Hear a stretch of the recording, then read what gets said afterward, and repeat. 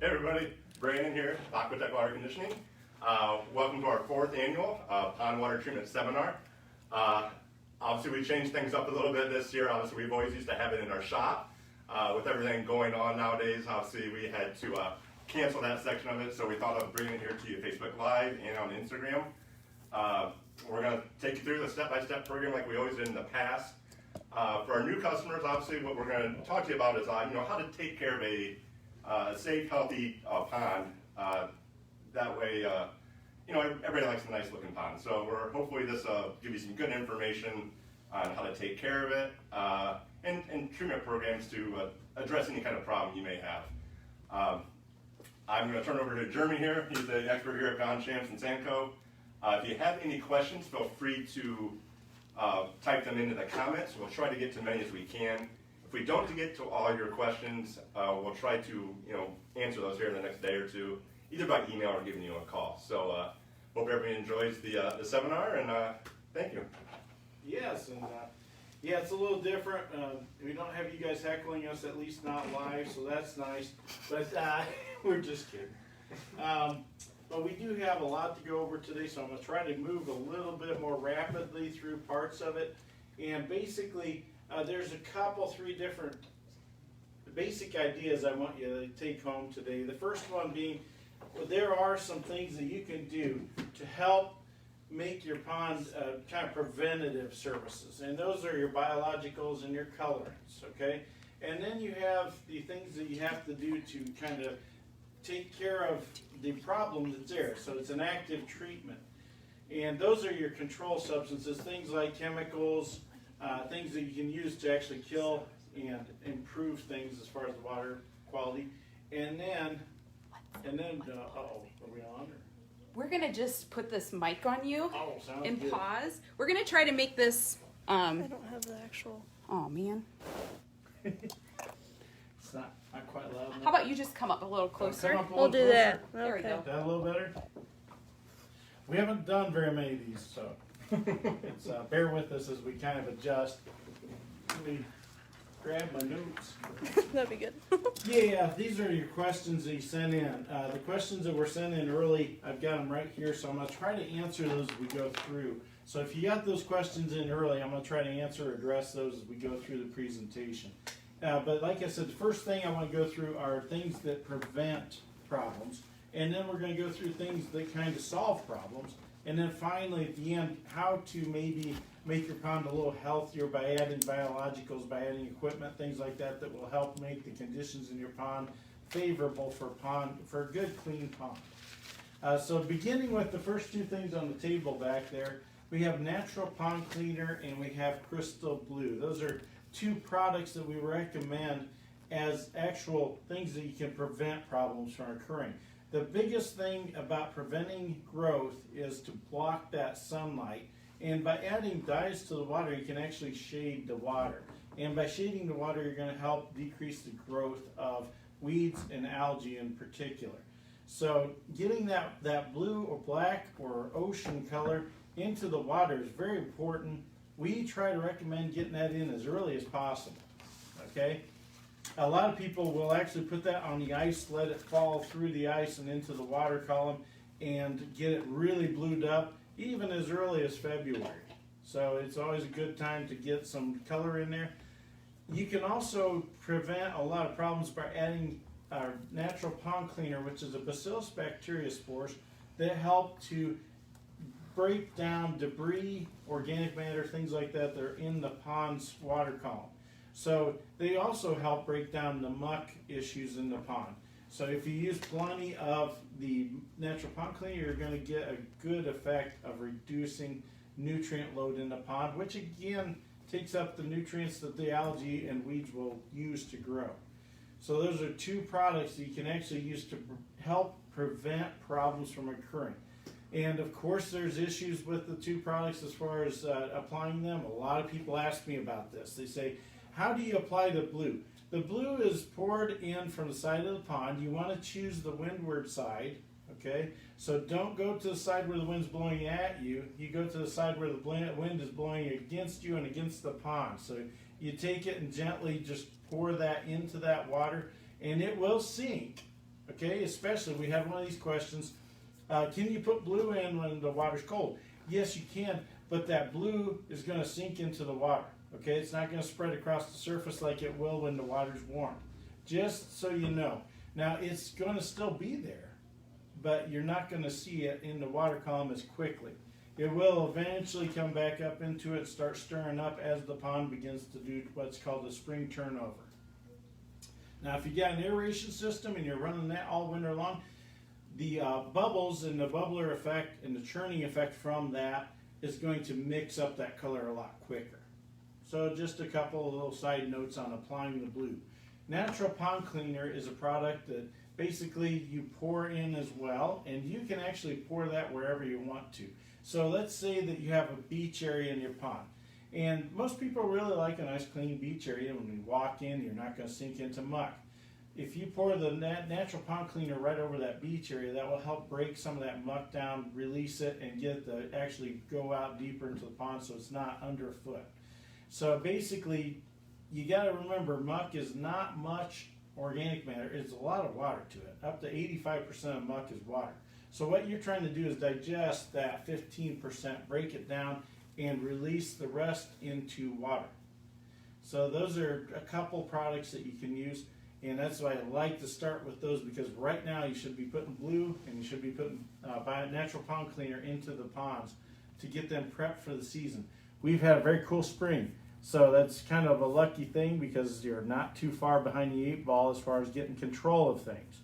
And that's the next part of the presentation. We go right into how to control your problems. The first problem most people have is going to be algae. And there's a couple different types of algae. This type that you're seeing right now is a heavy mat forming algae. You're seeing big thick mats, slimy mats. It's very, very nasty looking out there. And a lot of people get overwhelmed. They go ahead and say, you know, wow, I've got all this algae covering my pond. How am I going to ever kill all this? So we're going to help guide you through that right now. Okay, so the process of getting rid of algae or controlling algae in a pond is it's one that requires you to be organized, to plan. Okay, you're going to have to attack the algae in a manner that you have it consistently being treated every 14 to 18 days. And that's after the temperatures get above 40 degrees in the water. That's pretty early in the spring. You can get some treatments on algae as early as we were treating some in mid-March this year. All right, so you can treat algae fairly early and you can get a good kill on it. Now you remember, you got to make sure that you're treating on that schedule of 14 to 18 days, because if you don't, your part per million within the water column is going to go down to a significantly lower amount, and the algae is going to have a chance to grow back. So a lot of people have this misconception that, my grandpa went out there and he dropped 50 pounds of copper into an acre of pond water in early April, and all of a sudden we got algae back in July. That's because all that copper is gone. It's been taken up either by the plants that were in the pond or it's been taken up by the soil. Copper as an element does not last long in the water. We hope for about 7 to 10 days of length of time for it to actually survive in the water environment. Now, when you're treating algae, you got to make sure with copper sulfate, it's very toxic to fish in high levels. A good rule to go by is to go no more than 8 to 10 pounds of copper sulfate for 1 acre of water. And it doesn't matter if it's 4 feet deep or if it's 20 feet deep. You just don't want to exceed that too much, because the toxicity level could reach that toxic level pretty quickly for fish. So keep it between 8 and 10 pounds per acre. Now, if you got a half acre, remember that's half that amount. If it's quarter acre, go even further down than that. So you're talking 2 to 3 pounds per treatment every 14 to 18 days on that small body of water. If it's smaller than that, then you need to just kind of adjust your scale down again. We have people that treat koi ponds. Generally speaking, we don't recommend our copper products for that. There's another product called Green Clean that you can get out there. I'm not going to go there, but if you do have koi ponds, that's a different way of treating a pond. So in today's seminar, we're covering mainly regular natural ponds with no liner to them at all, things like that. Now, you have a choice as far as algae control as well with another product called Crystal Plex. Crystal Plex is a chelated copper product. It is used primarily to take care of advanced algae. Advanced algae are plant type algae that look like algae. They're called Cara or Chara. There's other mat forming algae that you can use copper or Crystal Plex on as well. And it works very well on mats of algae, but you want to, again, use it judiciously and to use it specifically. So your process of applying that product is much more technical than it is with the copper sulfate. Copper sulfate can be applied the old-fashioned way of taking a burlap sack, putting the pounds in there and dragging it around. That will release it. You can also use it in a bucket and a scoop. So you take the bucket and you cast the copper out a few ounces at a time over the mats. The other way you can apply copper sulfate is to mix it with water in a sprayer. You can take that and spray gently over the top of the algae mats. And so those are very effective. Crystal Plex, the only way you can apply that is basically to mix that liquid gallon. It comes in a gallon jug, and it is applied at 1 gallon per acre foot. So that means if you have a pond that is 1 acre big and it's an average of 4 feet, you need to use up to 4 gallons of the product. Okay? And that's a little different than the copper sulfate. Like I said, copper sulfate is pretty much a standard 8 to 10 pounds per acre, not acre foot. So don't get the two confused. So if we're using the liquid copper or Crystal Plex, you want to make sure that you use that at 1 per acre foot. So that's 4 gallons per standard acre is what I call it. Because most ponds are going to be somewhere around 4 acre feet deep, unless you have a very deep pond, which can throw that off a little bit. But for the most part, you're not treating the entire water column, you're treating the perimeter or around areas that are beach areas that are shallow. So hopefully that is a good indicator for you as far as to take care of those areas with algae. There are other forms that are more resistant, and of course you just need to use a different approach with them. Get a little more aggressive as far as how it's applied. And for that kind of thing, we can talk about that probably more specifically with you, because most of you aren't going to have that, especially this time of year. You're getting the big, thick mat forms. There is one type of algae that is called planktonic algae. That's pea soup algae. That really hasn't come on much, but it can come on in the cooler nights during the summertime, especially late summer. And with that, you would have to use the Crystal Plex product. All right. The Crystal Plex product floats in the water column for a much longer period of time, up to 30 days if it doesn't get taken up by anything. So basically it's available for planktonic algae then to consume it and then to die from it. And that should again be done every 14 to 18 days. So it's a pretty simple formula. So if you guys have questions, go ahead and shoot those on the text there, and then our guys are writing that down right now.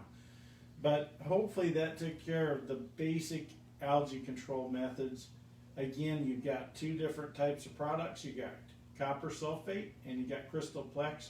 Both are used slightly differently, but similar in effect on the algae. Okay? Now we want to move on to what do we do with the weeds. We had some specific questions about weeds in rocks.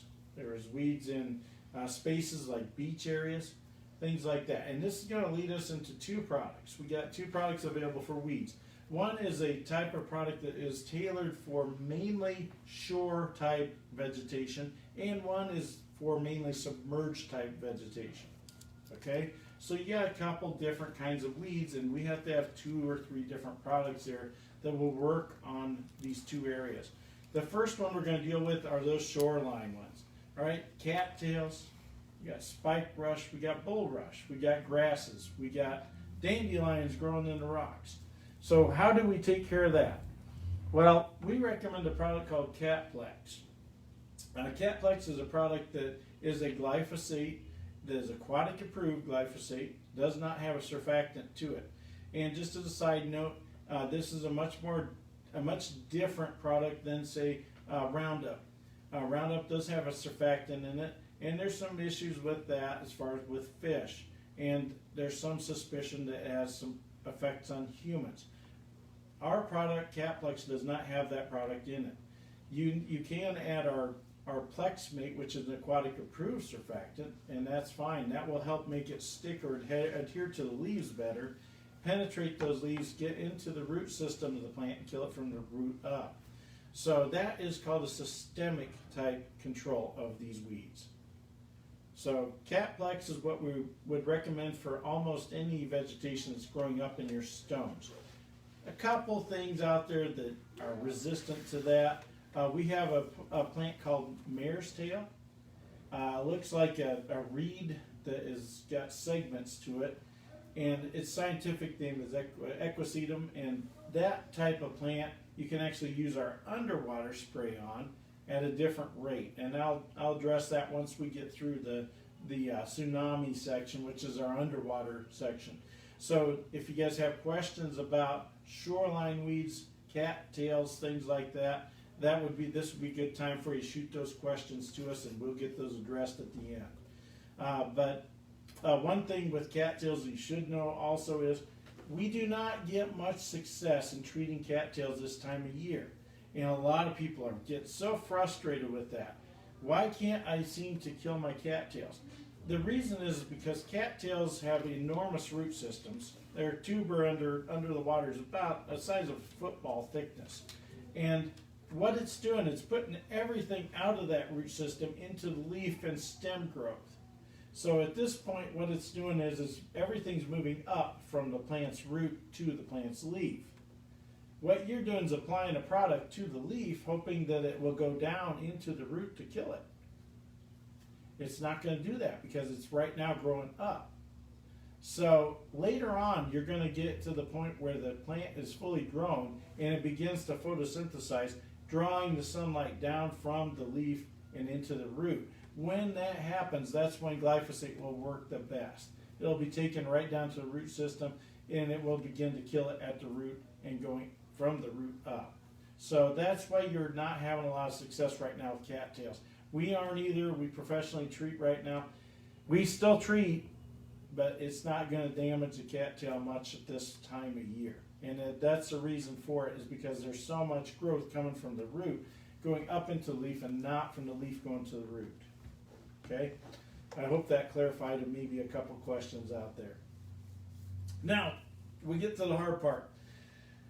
All right, I've got underwater weeds all over the place out there in the water, and very unsightly. There's a certain type of weed right now called curly leaf that's coming up right now, and it's very, very prominent.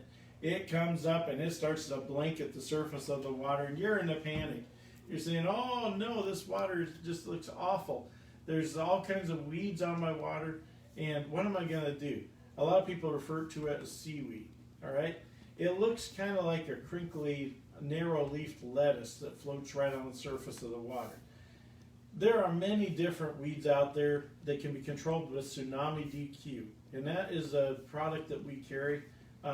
Here, Aquatek carries it, and it's a very, very solid product to kill underwater weeds. All right? The thing is, does it take the same amount of Tsunami DQ to kill curly leaf as what it does to kill, say, the dreaded Eurasian water milfoil, or even duckweed or watermeal? No, it does not. There's different rates for different weeds. And probably the best way to address that is, I'm going to go ahead and do a brief summary of what weeds might be controlled with what volume, just to give you an idea, and then we can fine-tune that later, okay, in either question, answer, something like that, where we shoot back and forth exactly what mix will work with what plant. It's important to get the right ID down, because one plant is going to be killed with much less of the Tsunami DQ than the plant that might be a trouble plant, okay? So if you're applying at a full rate, yeah, it'll work, but you're throwing money away. And we want to save everybody money, especially in this economy right now. So let's start with the easiest plant to treat with Tsunami DQ, and that just happens to be curly leaf. curly leaf pondweed is one of the easiest plants to kill with tsunami. Works extremely well. You're going to look like a superhero when you treat for this. So that takes about, we'd say about a quart to half a gallon of tsunami DQ per acre. Most of you don't have an acre of water. Usually it's about a third, a quarter acre. You can use it judiciously down from there. But what I'm telling you is, if you've got a quarter acre of water, a quart of this product will work extremely well on curly leaf. So just to give you a heads up of the differences between the types of weeds and things like that. It's a fragile weed. On an acre, we can put in a half gallon all by itself. Now, if you want to get really effective, you can spend a little extra money on Crystoplex, mix it with the Tsunami DQ, and get a very good kill on a lot of different weeds. That same level will actually work well on almost any submerged weed out there that is susceptible to Tsunami DQ. There's kind of a chemistry between Crystoplex and Tsunami DQ that amplifies the effectiveness. All right? Take a quick drink here. Maybe I'm getting a little dry. There we go. So Tsunami DQ, the easiest weed is curly leaf. That's the most prominent weed right now. And you can get that with about a quarter to half a gallon of Tsunami DQ. It comes in quarts and it comes in gallon sizes. Okay? So again, that weed's one of the easier ones. One of the toughest weeds out there to kill is a weed called Eurasian water milfoil. Looks like almost like a raccoon's tail or very feathered appearance in the water. That one is a little tougher. You're going to have to use about 2 gallons of Tsunami DQ per acre. So that's going to seem like a very expensive proposition. Yeah, it's costly, but it's effective. So you got to look at your cost benefit there with these products. To help out in the future, make sure you put that dye in early, and that will help shade out a lot of these weeds so you're treating a lot less of them. So again, when we're talking an acre in size, we're talking the full acres being treated for this weed, not the shoreline. So if you're going to treat the shoreline, you can actually decrease that amount quite a bit. You can go down to about half gallon actual use rate. So just giving you, we can give you fine tuning on the weed. That's the most difficult thing, is finding out just how much do I need to use on my pond. But just a heads up on that part as far as the weed ID, and just make sure you're communicating with Aquatek or us on the weed ID, and we can get you the right rates for those types of weeds out there. But like I mentioned earlier, there's a type of weed that does grow in the shoreline. It's kind of rare. A lot of people don't have it. That is called mare's tail or Moses reed. And that one you mix at a rate of 6 ounces of Tsunami DQ per 1 gallon of water for a spray mix for that. And that's very specific. It'll do a nice job of penetrating through that waxy membrane if you add some Plexmate to it.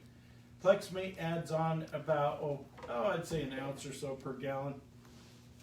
So for your nice shoreline weed effectiveness on these horsetail weeds, use 1 ounce of actual product, which would be the Plexmate, and then 6 ounces of Tsunami DQ.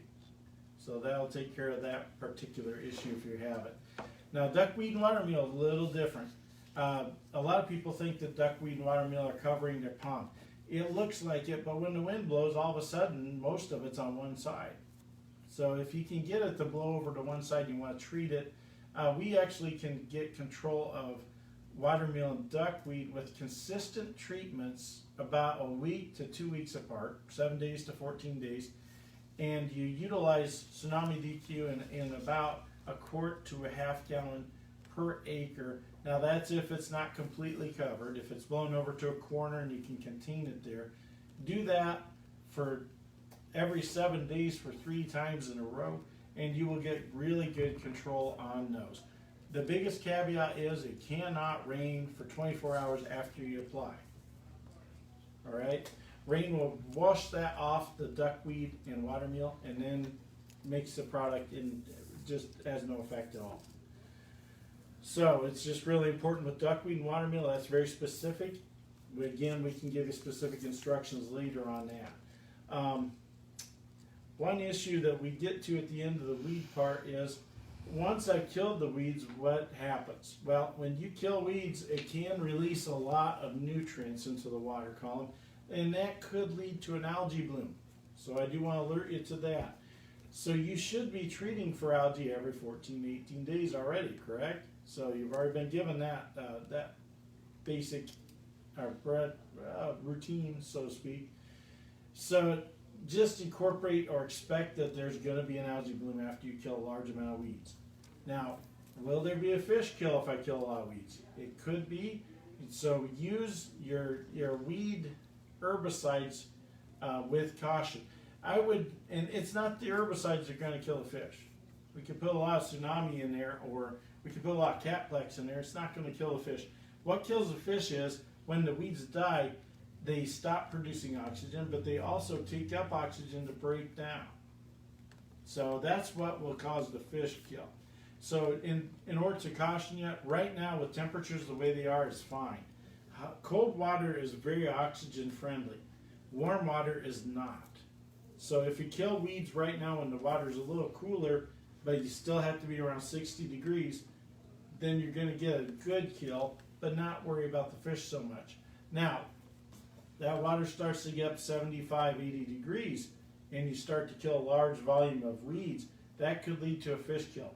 So we would recommend that you again treat probably half the pond at a time. And that's for weeds and algae in hot water conditions. Okay? Now that does not mean that you need to treat just half the pond every time you go out every 14, 18 days on algae control, because guess what? You'll have control of the algae now, and when the water starts to warm, you won't have as much growing. So you'll be able to treat much lighter and a little faster with that. And that's where we want to get you, is to where you're effectively treating and managing the vegetation and not having to kill large amounts of it at any one time when it's warm. Now, we get to the part of the presentation where we start tackling what do I do to get rid of muck, to control muck and maybe some leaf debris that's in there.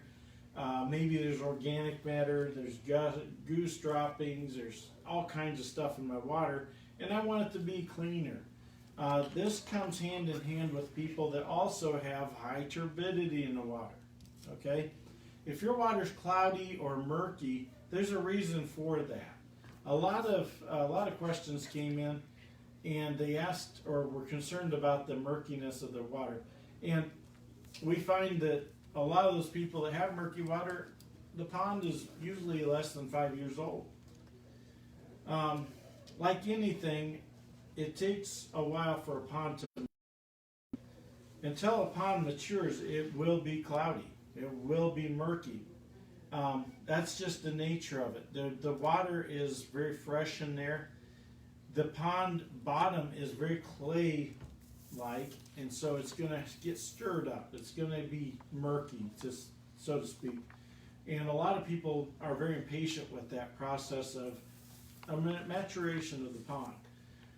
And what we get is, we also get a lot of erosion on the shore edge. And if it's eroding a lot on the shore's edge, it's going to drop a lot of clay into the water. It's going to become very murky. So a couple different situations there. So if you have murky water, you need to look for those two things. One is it's a young pond. Second thing is you got heavy erosion problems. Okay? So those two things, really you need to fix what's going on with the pond. First one is you got to let the pond mature a little bit. Get some growth in there.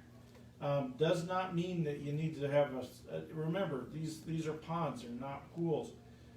You should expect some growth to be in the pond. We don't ever advocate wiping out everything in the pond. That can lead to serious problems. So again, you need to realize that this is a natural environment. We're trying to work with nature, not work against it. Okay? And that's why we have natural pond cleaner. That's why we have Muck Doctor. We have products that are much more natural. We do have products which are not natural, and they help you get things reined in so that your pond isn't raging out of control. But we don't want you to think of your pond as a pool. So the primary thing is to make sure that you're treating it and managing it, not sterilizing it. Okay?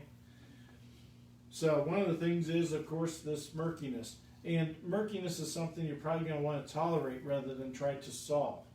But one thing is you need to look at the pond's edge, make sure it's not eroding. If it's eroding, you need to go ahead and apply stone or get some cattail growth or natural vegetative growth around that edge to establish a perimeter that will hold up against the water. If it doesn't, you're going to have issues with erosion and murkiness. If it's just simply that your pond's a new pond, be patient. Okay? Allow some of this vegetation to grow in there and to stabilize those banks, stabilize the bottom, and it will get better. Some ponds are never going to get better because they have fish in there that kind of stir things up at the bottom. So at that point, you need to decide, do we do something drastic, get the fish out of there or something like that to get that to settle down. Most game fish will not do that. But there are some catfish which will burrow into the mud, cause murkiness. Is there a way to get rid of murkiness? Yes, it's costly, but you can use a product called alum, A-L-U-M. That's short for aluminum sulfite, which is, yes, I believe it's sulfite. And that product will settle out clay, but it will only do so temporarily because you haven't solved the problem. What you're doing is slapping a bandage on it. You're trying to solve a problem, but you're not. You're slapping something on there to give you temporary benefit, will not give you long-lasting benefit. Adding colorant to the water will also flocculate out a lot of that turbidity. It does a fair job of doing that, but it also will throw your color away from blue and more towards a blue-green when you have clay in there. If you have a heavily wooded area around the pond, it's going to actually appear to be a tea brown. So that gives you an idea of what kind of problems are out there. We do have people that run jar tests to check and see if there's debris in the water and it settles out. Hey, that's what you got. You got turbidity, and it's not a real problem, but a lot of people perceive it as a problem. My problem is when I see a clear pond, that's a bad thing. Okay? Because a clear pond that you can see deep into the water means the light's getting down there deep into the water. That means that you're going to get growth. All right? And you got to pick your poison. You know, do I want to control the growth or do I want to have a crystal clear pond? It's a choice that you have to make at some point. Hey, and I am always opposed to a clear pond. I want it to have some color in it of some kind. So I don't get worked up about turbidity. I do want you to know if you have a clear pond, get some color in there. If not, you're going to get growth of all kinds of stuff. So it's just really important to understand what's good and what's bad for a pond. So that kind of leads us into another product that we have, Muck Doctor. I believe you guys carry that. So Muck Doctor is for deep deposits of muck, not narrow, thin deposits. Anything over a foot thick, you should use Muck Doctor on. The rates are on the box. Aquatek knows what rates to use for that. Very simple product to use are weighted spikes that go right to the targeted area. Begin digesting immediately. Last up to 45 days. Natural pond cleaner is the other alternative. They're for deposits under 12 inches. That's what I'd recommend. Pour it out. That liquid natural pond cleaner will go right to it, start building colonies, and digest that muck for you. So hopefully that's a good end-to-end way to look at the ponds. Some of the questions that you guys did have, you asked if there was anything you can do in the winter. Yes, you can add the dyes and you can add the natural pond cleaner. Both those products are winter proof. They'll sustain themselves through winter. You can bore a hole in the ice and actually apply them. Leaf debris. Leaf debris is a real problem in some areas. Again, you can get that natural pond cleaner in there. It's going to help some, but leaves are very, very cellulose heavy. That means they got this just a real heavy fiber to them, so they don't digest quickly. So a couple things I would do. Number one, I'd make sure that I got some kind of leaf netting to catch the majority of the leaves before they get into the pond. So maybe a snow fence, maybe bird netting, something like that in the fall to catch those leaves before they get in there. Now, barring that, if that's impossible, get an aeration system. Aeration systems are great at aerifying the water column, introducing good bacteria to the environment, and breaking that stuff down a lot faster. So 2 ways to deal with that. We did have some stuff on fishing. What kind of fish we'd recommend for a pond? Your game fish are all good. Crappie, bluegill, bass. However, if you use it for swimming as well, stay away from sunfish and bluegill. They have a tendency to be very nippy. So they'll bite, and they will actually bite. It's kind of like a mini shark out there. Very aggressive. Bass and catfish are very shy towards humans. Not going to get near you.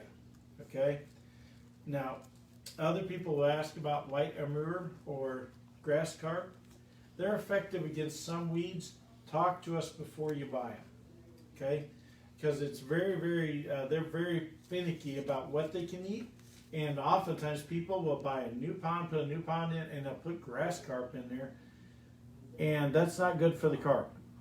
All right? They're not going to get enough to eat. If it's a brand new pond, you're not going to develop enough problems for them to solve it for you.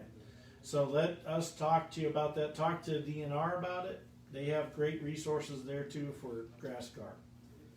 I think that's about it as far as general questions. Did you guys get some fresh ones? Oh, we got some questions. Okay. Hop in here and Yeah, there's a couple other things I'm going to touch on that Jeremy mentioned. We had a couple of questions for our customers who are using their ponds for their drinking water. I know one, Jeremy talked about alum. Now, a lot of you know for our pond systems, we are actually injecting alum into our treatment systems as a coagulant to clear up murky water. I've talked to Jeremy about this. Obviously, it's not suggested to buy our liquid alum and dump in there. It's completely different. So that's something you said probably wasn't really. it won't be effective. Won't be really effective. It's So just too big a volume of water. yeah, we're dealing on a In your small system, scale. it's much For smaller our scale, system, which is it'll great. work great as for clarifying your water. That's what we're doing with it. But it's not suggested to buy our liquid, our gallon jugs and actually dump it into the pond. Keep it in the system. Yes, exactly. Another thing I want to touch on, someone asked about the bluing in their pond. Our systems, yes, will knock your bluing out to a certain extent. You do not have to get real heavy with your bluing. If you dump in over excessive bluing into your pond, yes, it will come through our system. At the regular dosage rates for your pond, our system will knock it out. Some things you can try, yes, we do have adjustments on our system as for getting more chlorine into the water to take care of that. If you are maxed out on your system, it's probably not a whole lot we can do for it other than Mother Nature starting to dilute your pond out a little bit. And we could switch them to black. The black that does not come through Yes. very strong. Yep. So those are a couple things we can try to help out that bluing, but other than that, just try to keep it at a lower dosage. Yep. Then you will not have the bluing come through our system and then into your water lines. Actually. Yep, that's a good point. So. Okay, so we were talking about fish earlier. We had Yeah. someone asking if there's certain fish that cause murky water. Yes, there are a couple of types of fish. One would be the infamous general carp that lives in the rivers. So do not add carp to your water. They have a tendency to really add turmoil. Grass carp are not the same. They're a triploid type of carp that will actually not do that. They don't tunnel. They don't do any damage to the bottom of the pond. Most koi are okay. But you can get some goldfish type animals, which are closely related to carp. They're just a type of carp, which can also disrupt that bottom environment. What they're doing is they're rooting around for things to eat, and they eat vegetation. Carp and koi don't eat actual other fish. Okay, almost all of our fish that we put into ponds are going to be game fish. So game fish never disrupt that environment at the bottom because they're not interested in that. They're wanting to eat or consume other fish, insects, worms, things like that. That's why you do so well casting the bait out there and catching a fish. Koi, carp, they do not attack things like that because they're vegetative. So they're eating vegetation. So again, because of that rooting nature, those fish can actually get add some murkiness to the water. So we'd recommend against that, adding those type of fish to a natural pond. If you're going to have koi, put them in a koi pond where you have an unnatural plastic liner. They don't have a chance to do that, so they won't add murkiness to a garden pond. Okay, and then suggestions on keeping a beach area muck free. Keeping a beach area muck free. First of all, you got to pick the right location for your beach area. Okay. The most important thing, a lot of people come to me way after the pond is designed, but I would always state one thing if you're designing a pond is to make sure the beach area is on the opposite side or on the same side as opposite side of where the wind is going. You want to keep it on the side where the wind is coming from. Okay? So in northwest Ohio, I believe most of our wind comes to southwest, doesn't it? Mm-hmm. So your prevailing winds are coming from the southwest. That's the corner of the pond you want to put your beach area. Because the more you can push the vegetation away from the beach area, the better off you are. The more that it collects that stuff, it's going to build up muck. Okay? So that's the first and primary thing. Now, if you've already got a pond, the beach is already placed where it's at, adding natural pond cleaner to the beach area is going to help greatly with muck reduction in beach areas. So adding that, and you cannot add too much natural pond cleaner. So if you're getting a lot of buildup in that area of your pond, add more to it. The more is better in the case of natural pond cleaner. I make that caveat. Don't do that with any other product we have. Okay? But natural pond cleaner, the more the better. Okay? The other thing you could do is get an aeration system set up to help break down that area. You don't put that in the beach area, you put it just out from the beach area, and it'll help alleviate some of that muck development. And also, I know someone asked about the aerators and stuff. Aerators to fountains, which one would be more effective or better for that Yes. pond? Aerators are for beauty. Aerators, I'm sorry, are for pumping bubbles down through an air diaphragm, basically, or diffuser plate, and they just trickle up, they stream up from the bottom of the pond. When you're doing that, you're creating a current from the bottom of the pond up to the surface, and so it's going up like this and then coming back down. So it's creating a very, very oxygen-rich environment for the entire pond, not just a small area. A fountain, on the other hand, is more for aesthetics. It's a beautiful thing to have out there. If you've got a particular area where maybe the water in your pond is just really, really full, you got natural occurring water infiltration, maybe even you got geothermal where you're putting water into the pond all the time, and you want to get some of that water out. Fountains are very good at dehydrating the pond. If you have trouble holding on to water in a pond, do not get a fountain. It'll get rid of water. Okay, so it's just really important to know the differences. An aeration system is not going to affect much as far as your water dehydration. It's not going to get rid of water. But fountains will empty a pond very quickly, especially in the dry heat of summer. So that's something to consider. If you got a large pond, you want something nice and pretty out there, throw a fountain in. It looks nice. Okay, so once cattails are present, do they multiply quickly? It depends on the species. The narrow leafed types of cattails are very aggressive. They spread very rapidly, and you need to get control. Now, that does not mean that you can't have them in there. You just want to get control of them. So what we do strategically to treat areas like that is to nip them on the sides and to continue to just kill the new growth as it tries to spread out. And you can have a nice clump of cattails and just manage them. So, and again, I'm not one that likes to sterilize a pond, so cattails aren't necessarily bad. They do need to be watched and controlled. Thicker leaves cattails are a lot slower growing, but they will fill places in. So again, chemically trimming them, that's what I call it when you spray them with the Catplex, will be very effective at controlling them, but leave them for filtration purposes. They're a great natural filter.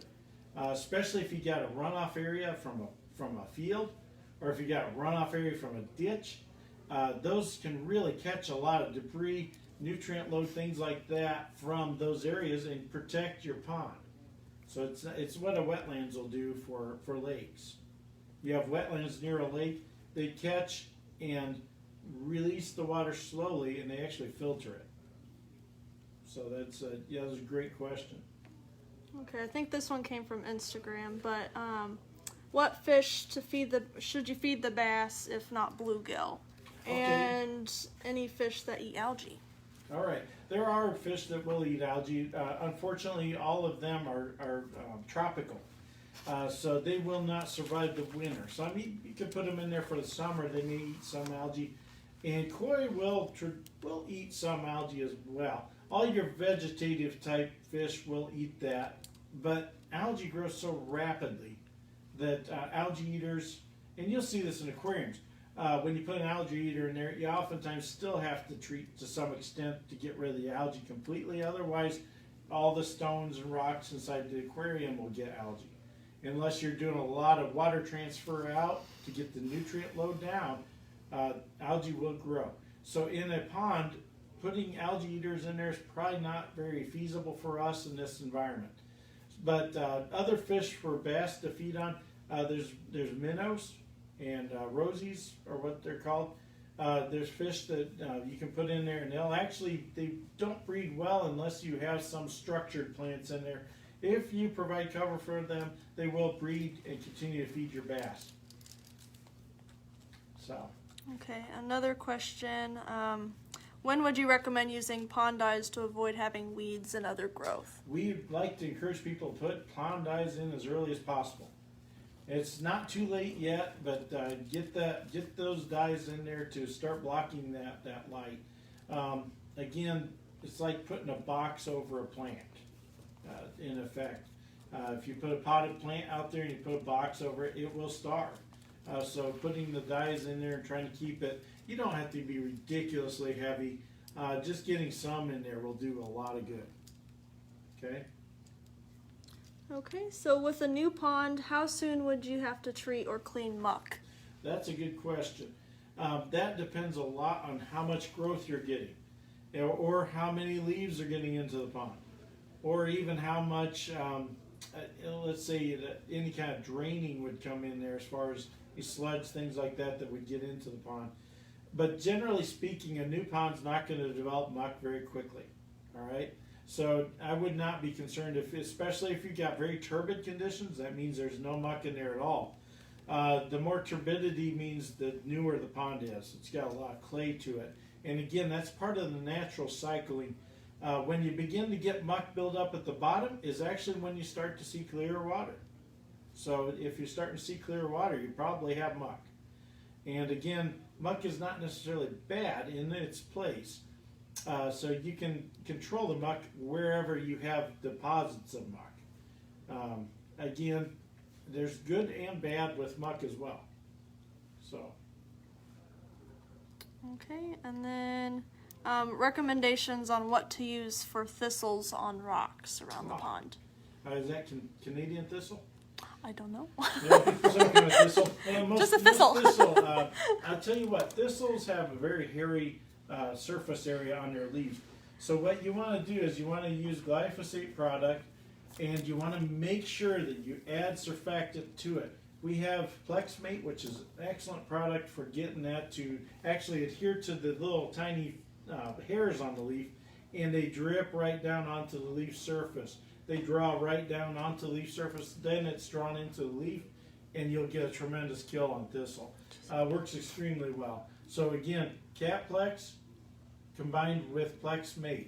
Catplex should be applied at about 3 ounces per gallon of water, and Plexmate at 1 ounce per gallon of water. And that mixed up and sprayed right on there will take care of that. Now Jeremy's asking what kind of thistle it was. Makes me someone ask, if we could have pictures of the weeds you were describing. Obviously, it's the first time doing this. That's probably a good idea. Maybe for next time if we did have pictures of the weeds we were talking about. But you're more than welcome to take a picture of that. Send it to us. If we can't identify it, we can forward it on to them. You bet. So that'd be the best way for now. That way we can identify what weed that is, and how to treat it in that wet dosage. So that's the easiest thing for now. We don't have any pictures with us today. Okay, so we do have one specific question here. Their pond is a year old. They have not fertilized the yard, and much of the yard grades into the water. He says, I'm seeing color change from blue to brown on sunny days. Their question is, what might the color change be from? Will it be worsened by runoff fertilizer? Now, runoff and fertilizer, again, that's not going to affect the color of a pond. Runoff and fertilizer, well, runoff can if it's got a lot of clay in it, but I suspect that may not be a lot of the problem. I don't know. Taking a picture and determining what kind of grade you're talking about, and I saw this question that came in earlier, actually, and we tried to address it in the turbidity section, but basically, the brown part of the water is going to be that clay content. The way to confirm that is to take the jar test. Take a jar of water out of your pond, let it settle for a day. If it still appears cloudy, it's probably not turbidity. If it settles out, then you know that product or the pond water had turbidity, a lot of clay particles in there that did not settle out. Again, a year-old pond is a very young pond. Probably doesn't have a lot of things in the water yet. So I love the idea that you're not fertilizing around a pond. That's very good. We always recommend staying back 15 feet from a pond when fertilizing. When putting new grass seed in, it's very difficult to get it to grow, and I understand that. Be patient. Things will eventually take root and grow as far as plants to help stabilize those areas. If you want to accelerate that, you can actually plant plants that are more specific towards erosion control. Okay? There's certain types of grasses that grow better in those poor soils and will start to grow quicker for you. Turf-type tall fescue is one I can think of off the top of my head. There's also traditional things like crown vetch, which can be added to pond edges, which helps stabilize and keep the mud from coming into the water. So those are things that you have. Also, adding blue to the water does help flocculate out that clay over time. So continue to be persistent with those dyes.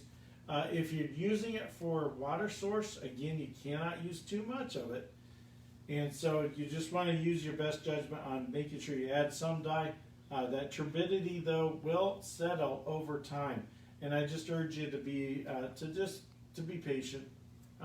More maturity comes into a pond, the better that things start to settle down. And as for other runoff, I know I get asked this a lot too. You're talking about runoff, fertilizers and other stuff, or people who live out in the country and have this stuff in fields. A properly maintained system will knock all that stuff out. So the water still will be safe to drink, Yes. Safe to bathe with. As long as you're maintaining your pond system, there is no fear of having any kind of natural runoff from the grounds or fields around you. Yeah, almost any of the fertilizers and herbicides that farmers use, once they get into the water column, it's probably almost impossible for it to even get to your system because your system is out there a ways, and it's drawing water from out in the top. The top 3 feet. Yep, couple 3 feet. So you're not going to see that. Those products are all going to settle.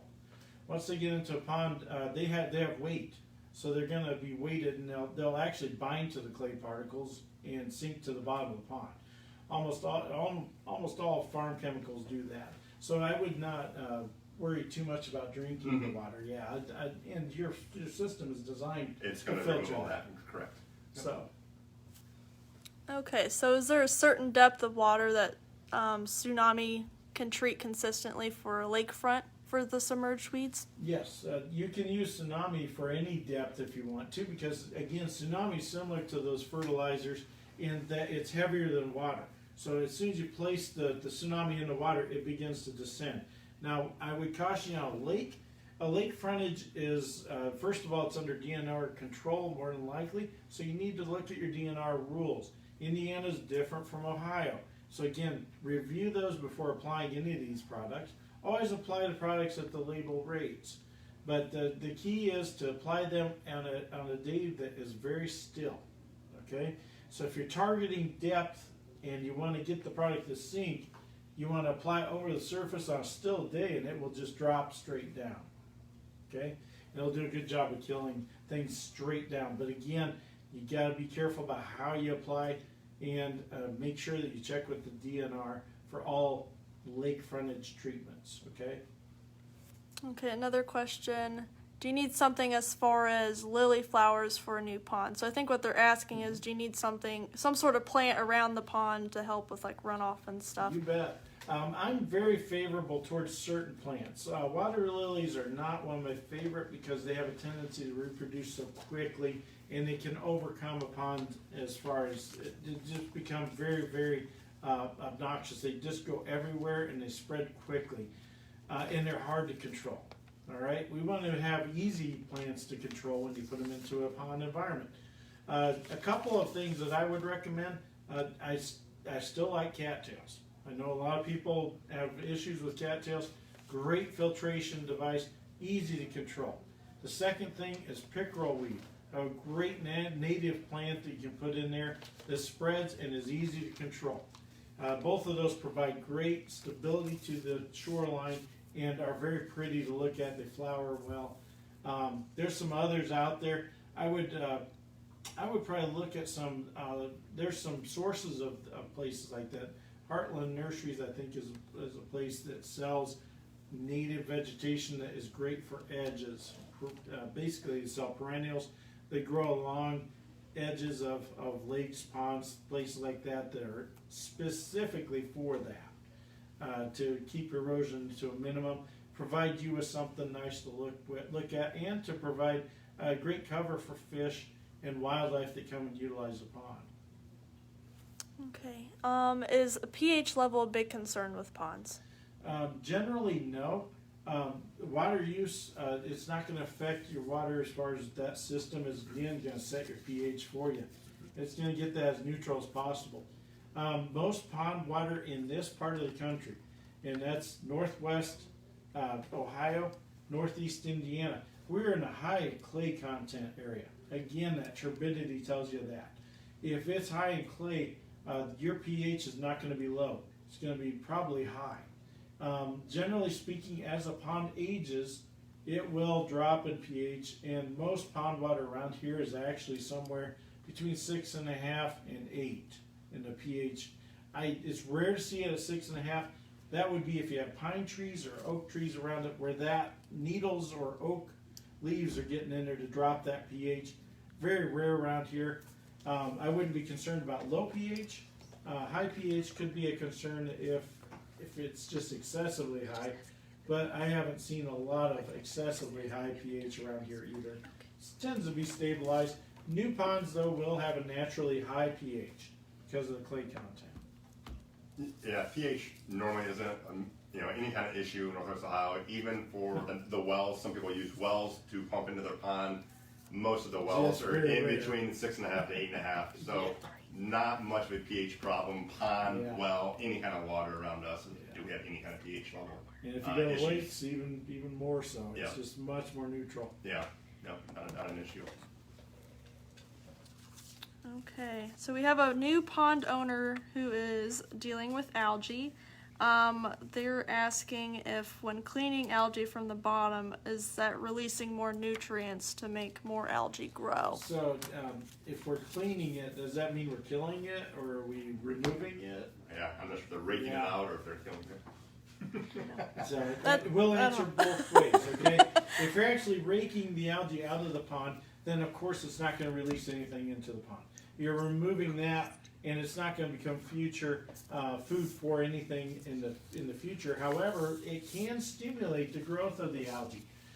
There are specific species, and the ones that are out there right now, Pithophora spirogyra, those are cold season algae. They're stimulated when you start to try to remove them. So actually what you're going to do is cause them to grow faster. By removing them, you're going to stimulate the growth. It's going to grow in faster than you would the other ones. Now, there are other algae that form on the bottom of ponds where you can rake them out and get effective control. Those don't usually show up right now unless they're dead and just popping up. Oscillatoria diatoms are two types of algae that are like that, very thin mats. Sometimes they're very dense, so they're kind of spongy, but they're not as like the algae that we're seeing bright green. They're more of a dark green or even an olive drab. Those type of algae you do benefit from removing from the pond. But the bright green stuff that's growing right now is real stringy. That will stimulate growth with that. So I'd recommend not doing that. Treat those effectively with the copper products. About 10 pounds, 8 to 10 pounds of copper sulfate per acre, and or using Crystoplex at about 4 gallons per acre, 1 gallon per acre foot. All right, and those will take care of and break and kill the algae. Then that will release some nutrient, but not near enough to get a growth spurt. The biggest problem we have right now is when we kill weeds.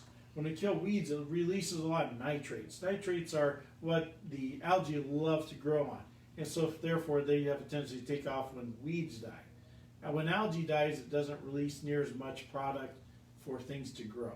Okay? So there's a big difference between weeds and algae as far as growth stimulation. You're probably not going to have a lot of problems with killing algae and then causing growth of algae. Okay, so another question is, do any of our products kill brush around the pond? Yes, they do. Brush is generally a woody type plant.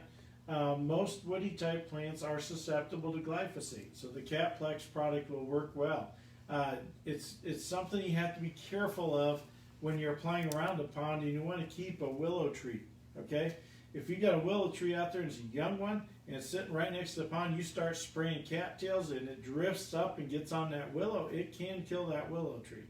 So it's yes, brush, woody type plants are very susceptible to glyphosate.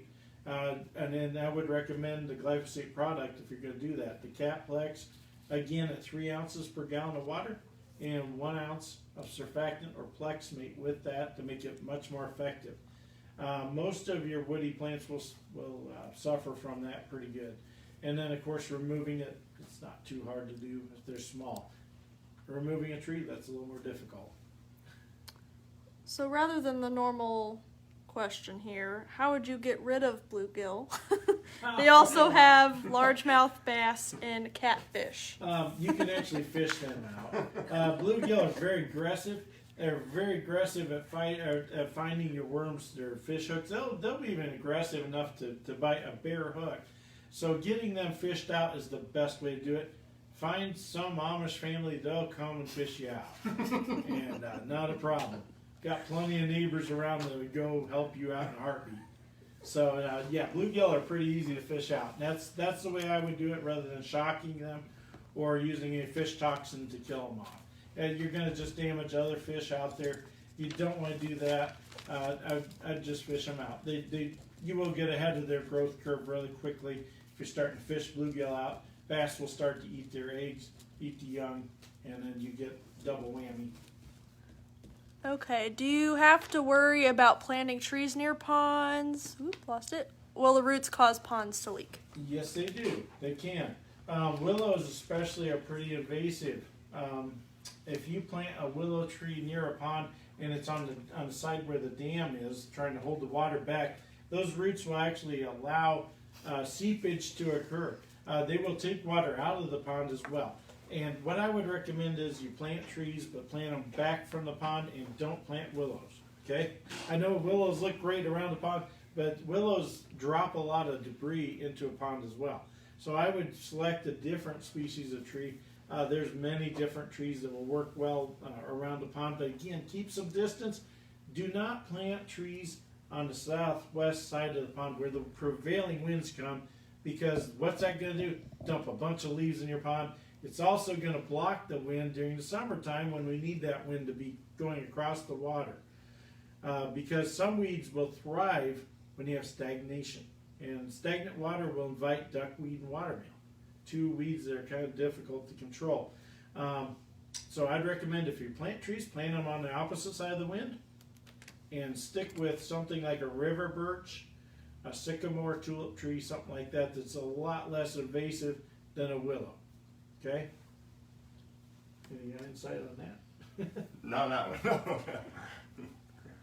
All right, let's That's All right. all we've got, I think. All right. I really want to thank Jeremy and with Pond Champs and Sanco Industries here.